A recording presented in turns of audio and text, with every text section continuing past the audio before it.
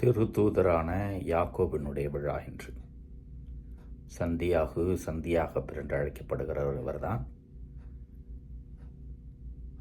யோவானுடைய சகோதரர்.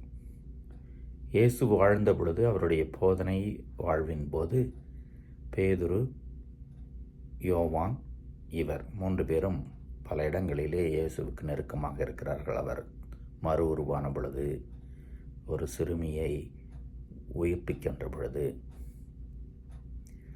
பாரம்பரியத்தின்படி இவர்தான் முதல் மறை சாட்சி. எருசலேமிலே மத சாட்சியாக மறைத்தவர். இவருடைய திருமுகம் ஒன்று இருக்கிறது. அதை படித்து பார்த்தாலும் சரி, அல்லது இன்றைய முதல் வாசகத்தினுடைய அடிப்படையிலே இந்த திருவிழாவை சிந்தித்து பார்த்தாலும், துன்பத்தின் வழியாக மீட்பு, கடவுள் நம்மை அவருடைய பணிக்காக பயன்படுத்திக் கொள்கிறார். அதிலே நமக்கு துன்பம் வந்தாலும் உயிர்ப்பும் மகிழ்ச்சியும் உண்டு. மண்பாண்டம் போல கடவுள் நம்மை அவருடைய விருப்பத்திற்கு பயன்படுத்திக் கொள்ள நாம் அனுமதிக்க வேண்டும்.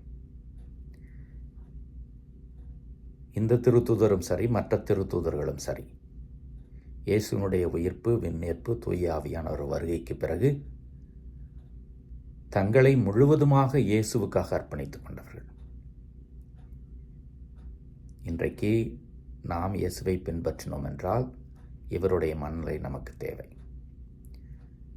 நம்முடைய தமிழ்நாட்டிலே சிலுவையின் பலம், சிலுவையின் மூலம் வெற்றி என்பதை சந்தியாக ஆலயத்திலெல்லாம் மக்கள் பக்தியோடு புரிந்து கொண்டு வாழ்கிறார்கள்.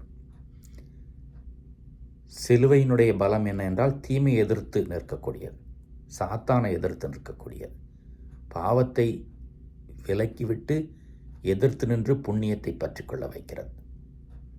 எனவே இயேசுவின் சிலுவையை பற்றிக்கொள்வோம், அது வாழ்வு.